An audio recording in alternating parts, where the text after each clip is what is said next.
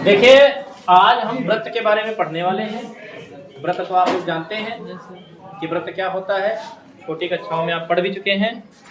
व्रत जो है एक गोल आकृति को हम व्रत कहते हैं, जो 2D हो, 3 डायमेंशनल ना हो।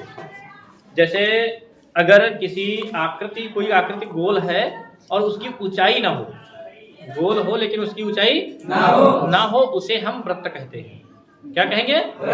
और कोई आकृति अगर गोल है और उसकी ऊंचाई भी है तो उसे हम व्रत नहीं कह सकते, उसे हम गोला कहेंगे। जैसे गेंद जो होती है वो व्रत नहीं होता है, गोला होता है।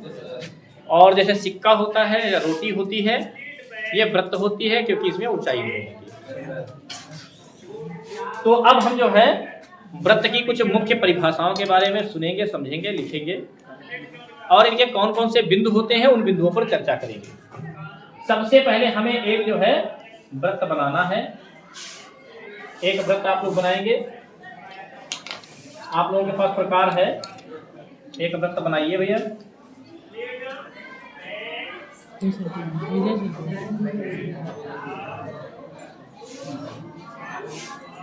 व्रत बन गया? बहुत अच्छी बात है, व्रत बन गया। जहां पर आपने प्रकार की नोक रखी थी बीच वाले बिंदु पर, इसको आप पेंसिल से हल्का सा बिंदु बना दीजिए। इसको कहते हैं केंद्र। क्या कहते हैं? केंद्र। देखिए, व्रत का केंद्र जो होता है, व्रत का केंद्र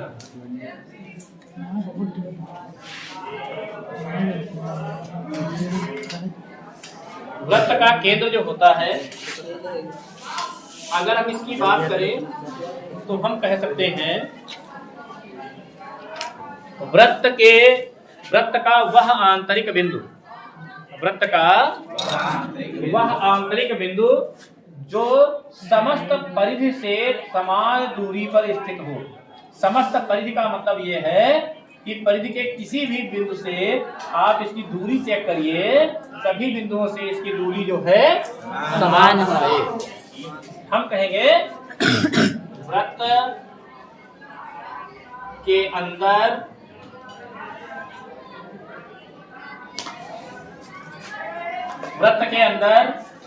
व्रत की परिधि से, व्रत की समस्त परिधि से, कहां से? समस्त परिधि से समान दूरी पर स्थित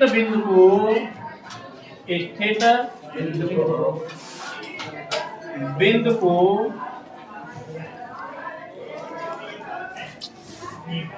व्रत का केंद्र कहते हैं। व्रत का केंद्र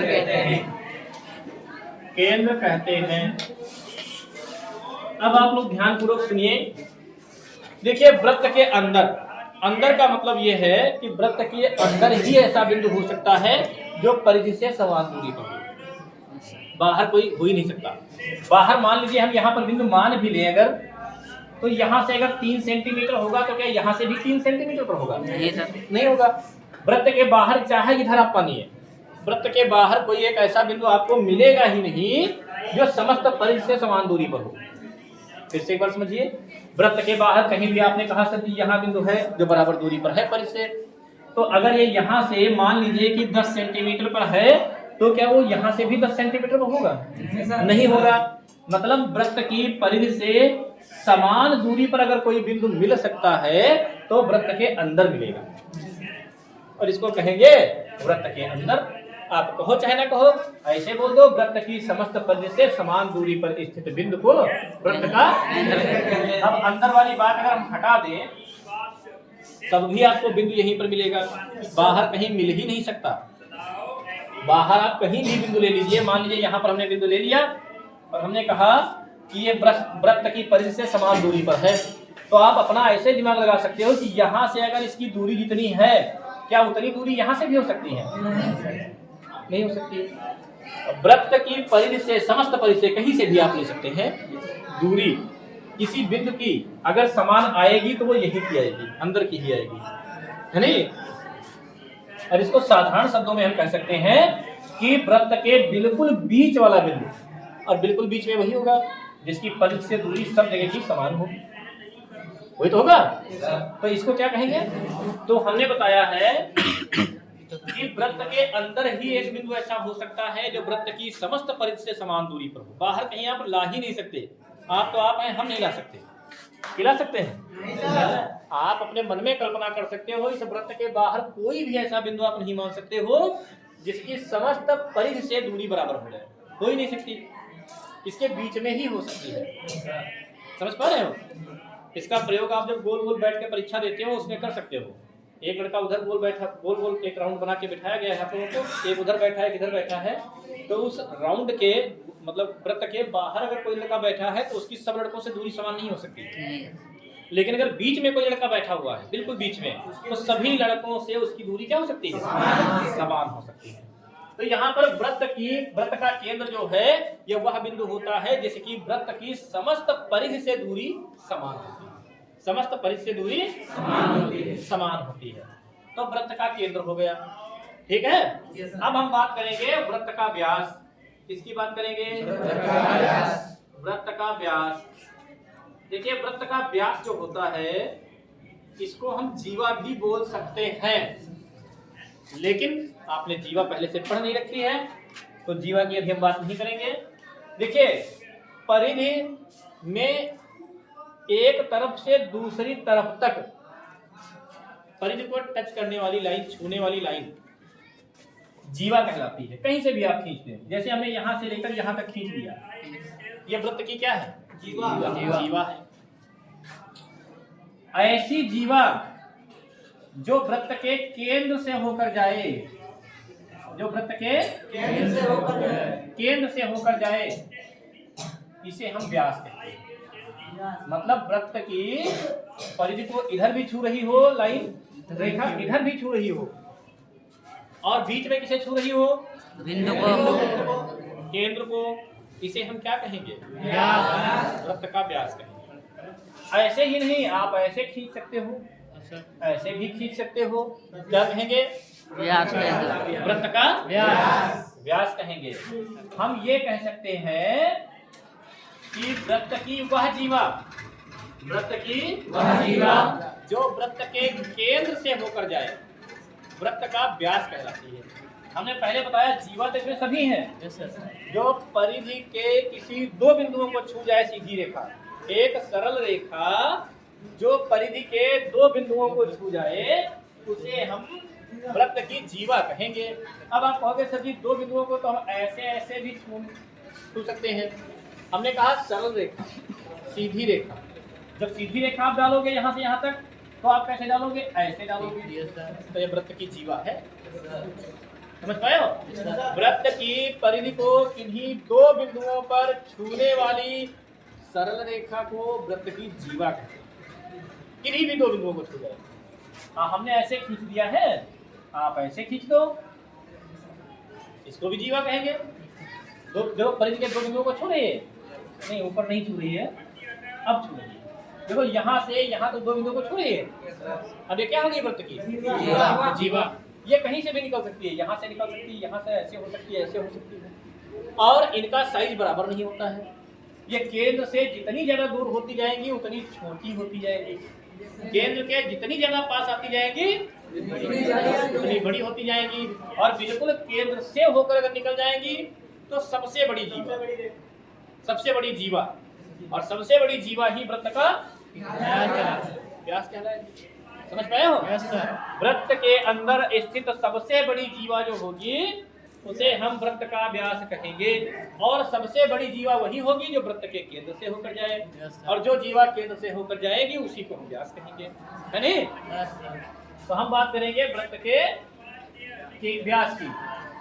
तो हम लिखेंगे वृत्त की वह जीवा, वह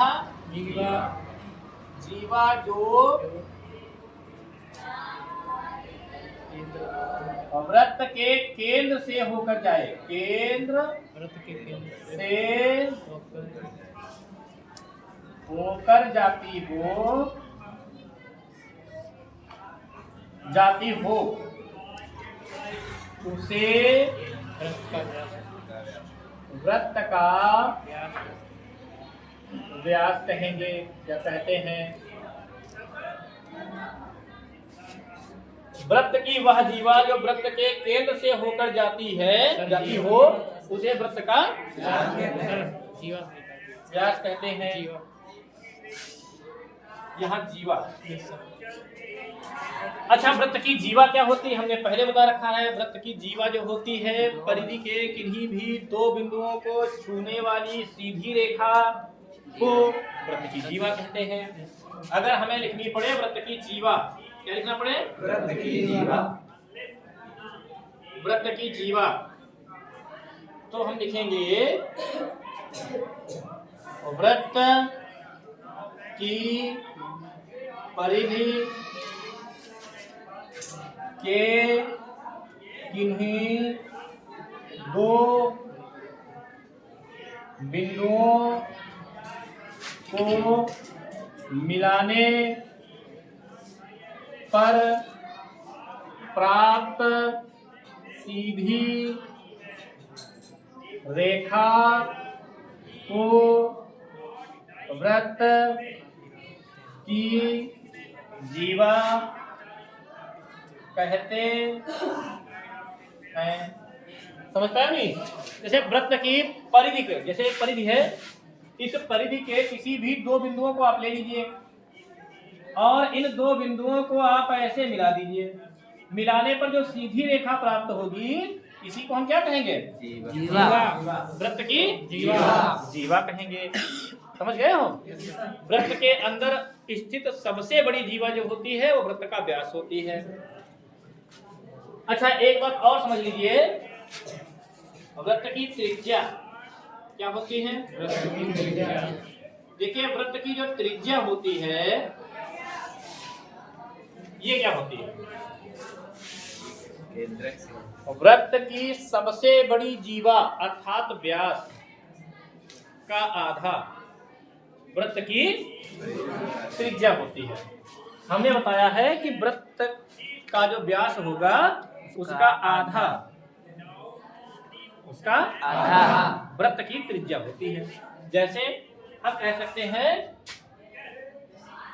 वृत्त के व्यास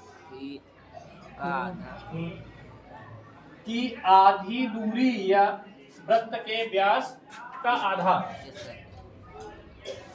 वृत्त की त्रिज्या कहलाती है। वृत्त की त्रिज्या कहलाती है। अब अगर व्यास आपको दिया गया है, व्यास आपको दिया गया है और त्रिज्या अगर आपसे पूछ लिया जाए तो आप व्यास को आधा कर दीजिए और आपको त्रिज्या पता चल जाएगी। अब यहाँ से हमें एक सूत्र भी प्राप्त हो जाता है, फार्मूला, कि वृत्त की त्रिज्या या खाली त्रिज्या लिख दीजिए। त्रिज्या बराबर क्या हो जाएगा? व्यास का आधा। त्रिज्या बराबर क्या होगा? व्यास का आधा। और किसी चीज को आधा करने के लिए क्या करते हैं? इसका गुण भाग 2 कर देते हैं। तो त्रिज्या बराबर क्या प्राप्त हो गया? व्यास बटे त्रिज्या बराबर व्यास बटे 2। या इसी सूत्र को अगर दूसरे प्रकार से लिखना हो, या अगर मान लीजिए हमें व्यास बराबर लिखना है तो क्या लिखेंगे? त्रिज्या बटे 2। त्रिज्या गुणे 2 नहीं सर, त्रिज्या गुणे 2 गुणे त्रिज्या क्यों हो जाएगी? क्योंकि आप जानते हैं व्यास की आधी त्रिज्या होती है। Yes sir. और जब त्रिज्या दी हो, आपको व्यास निकालना हो तो 2 गुना कर दो। त्रिज्या को 2 गुना कर दोगे व्यास आ जाएगा। व्यास बराबर क्या हो जाएगा? 2 गुणे त्रिज्या। 2 गुणे क्या हो जाएगा? व्यास बराबर 2 गुणे त्रिज्या हो जाएगा। कोई समस्या तो नहीं इसमें है? अच्छी बात है। अब चलिए बात कर लेते हैं वृत्त की परिधि की। किसकी बात कर लेते हैं? वृत्त की परिधि। वृत्त की परिधि। देखिए, वृत्त की जो परिधि होती है, परिधि का मतलब समझते हो? परिधि मतलब होता है चारों ओर। परिधि मतलब परिधि का मतलब है वृत्त को घेरे हुए चारों तरफ की जो रेखा होती है, इसकी लंबाई आखिर में कितनी है, इसकी इस लाइन की जितनी लंबाई होगी यही वृत्त की परिधि कहलाएगी। ये क्या कहलाएगी? परिधि कहलाएगी।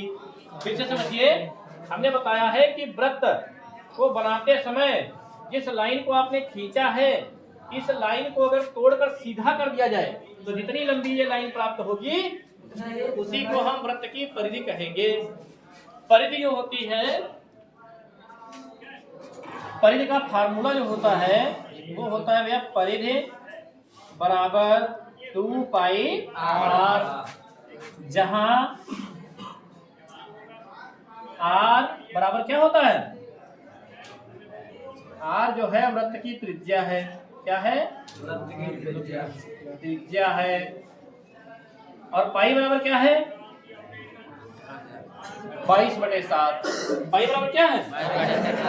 तो ये हो गई वृत्त की परिधि। इसके बाद बात आती है वृत्त के क्षेत्रफल की। किसकी बात आती है? वृत्त के क्षेत्रफल की। अच्छा, वृत्त का क्षेत्र परिधि हमने बताई है, बीच का भाग नहीं है, केवल ये लाइन है परिधि। परिधि केवल लाइन है। और क्षेत्रफल की बात की जाएगी तो ये पूरा एरिया जो होगा इसको हम क्षेत्रफल कहेंगे। अब मान लीजिए वृत्ताकार कोई बहुत बड़ा मैदान है, जैसे पार्क है, गोल गोल बनाया हुआ है, उस पर आपको त्रिपाल बिछाना पड़ जाए तो आप इसके क्षेत्रफल पर बिछाएंगे। और उस मैदान के चारों तरफ एक रस्सी लगानी पड़ जाए, बाड़ लगानी पड़ जाए, तार लगाना पड़ जाए, एक राउंड तार लगाना पड़ जाए, तो वो क्या होगी? परिधि। ये मान लीजिए वृत्ताकार पार्क है, मैदान है, इस मैदान में चारों तरफ आपको गोल गोल जो है तार लगाना पड़ जाए तो एक राउंड तार या रस्सी लगाने में जितना लंबा तार खर्च होगा, भाई जितना लंबा तार खर्च होगा वही इसकी परिधि। और बात करेंगे क्षेत्रफल की, तो जितना इस पे त्रिपाल आप बिछाओगे वो क्षेत्रफल होगा। मतलब बीच वाला स्थान क्या होगा? क्षेत्रफल होगा। या तो कह लो कि इसकी जुताई की जाए तो जुताई जितनी की जाएगी वो क्षेत्रफल होगा, या फिर त्रिपाल बिछाना पड़ जाए, या मान लीजिए गोल गोल कोई पेज आपके पास, उसको पेंट करना पड़ जाए तो पेंट जो करोगे वो भी क्षेत्रफल पर ही करोगे। और चारों तरफ का एरिया जो होगा, एक राउंड नाप जो होती है क्या होगी? परिधि होगी। तो वृत्त का क्षेत्रफल जो होता है, वृत्त का क्षेत्रफल जो होता है भैया, ये होता है बराबर पाई r स्क्वायर। क्या होता है? और जहां r क्या है? जहां r जो है वृत्त की त्रिज्या है, पाई क्या है? 22/7 है। अगर हमें इसका एरिया निकालना पड़े, क्षेत्रफल, तो हमें त्रिज्या मालूम होनी चाहिए। नहीं त्रिज्या मालूम हो तो व्यास मालूम होना चाहिए। अब आप समझ सकते हैं, आपको एक एग्जांपल देते हैं, आप ध्यान से देखेंगे। जैसे एक क्वेश्चन दिया गया है कि वृत्त की त्रिज्या 7 सेंटीमीटर है। 7 सेंटीमीटर है। क्या पर लिखते हैं? एक वृत्त की त्रिज्या। एक वृत्त की त्रिज्या 7 सेंटीमीटर है। वृत्त की परिधि तथा वृत्त का क्षेत्रफल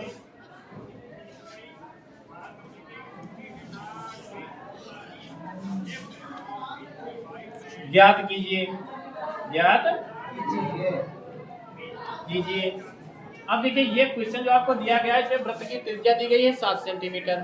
आपको निकालना क्या है? वृत्त की परिधि और वृत्त का क्षेत्रफल। हम हल में लिखेंगे सबसे पहले जो कुछ इसमें दिया गया है। इस क्वेश्चन में दिया क्या गया है? वृत्त की त्रिज्या। क्या दी गई है? तो हम लिखेंगे वृत्त की त्रिज्या बराबर 7 सेंटीमीटर। वृत्त की त्रिज्या बराबर 7 सेंटीमीटर। अब लिखेंगे वृत्त की परिधि हमें निकालनी है, तो लिखेंगे वृत्त की परिधि बराबर, फार्मूला क्या होता है? 2 पाई r। वृत्त की परिधि का फार्मूला होता है 2 पाई r। हमारा लिखा हुआ है, पाई का मान 22/7 होता है, गुणे r का मान, त्रिज्या का मान 7। इस 7 से 7 कट गया, बराबर कितना आ गया? 22/7 22 दूना 44 सेंटीमीटर। यहाँ पर एक बार त्रिज्या थी तो एक ही बार तो सेंटीमीटर आएगा, तो सेंटीमीटर। अब लिखेंगे वृत्त का क्षेत्रफल। क्या लिखेंगे? वृत्त का क्षेत्रफल का फार्मूला क्या होता है? वृत्त का क्षेत्रफल का फार्मूला होता है पाई आर स्क्वायर। जब लगाएंगे तो हमें पता है पाई का मान क्या होता है? 22/7। तो हम लिखेंगे 22/7 गुणे आर। आर का मान कितना है? 7, लेकिन इसका है स्क्वायर, इधर लिख देते हैं। तो इसका स्क्वायर है तो हो जाएगा भैया 22/7 गुणे 7 गुणे 7, 2 बार 7 से 7 कट जाएगा, बचेगा 22 गुणे 7 बराबर आ जाएगा 7 दूनी 7 दूनी 14, 14 1 हो जाएगा 15, 154 वर्ग सेंटीमीटर। क्या हो जाएगा? वर्ग सेंटीमीटर। वर्ग सेंटीमीटर का मतलब है सेंटीमीटर स्क्वायर। अब ये सेंटीमीटर स्क्वायर कैसे आ गया? क्योंकि यहाँ त्रिज्या का स्क्वायर था। त्रिज्या आपने लिखी 7 सेंटीमीटर। सेंटीमीटर सेंटीमीटर 2 बार आएगा, सेंटीमीटर की सेंटीमीटर से गुणा तो हो जाएगा वर्ग सेंटीमीटर या सेंटीमीटर स्क्वायर। तो इस तरह से आप करेंगे। एक आपको क्वेश्चन नंबर 2 होमवर्क दे रहे हैं, आप लोग इसको करके लाएंगे। एक वृत्त का व्यास 14 सेंटीमीटर है, 14 सेंटीमीटर है। इसकी परिधि तथा क्षेत्रफल ज्ञात कीजिए। क्षेत्रफल ज्ञात कीजिए। इसको आप लोग करके लाओगे, ठीक है? ये होमवर्क आपका है।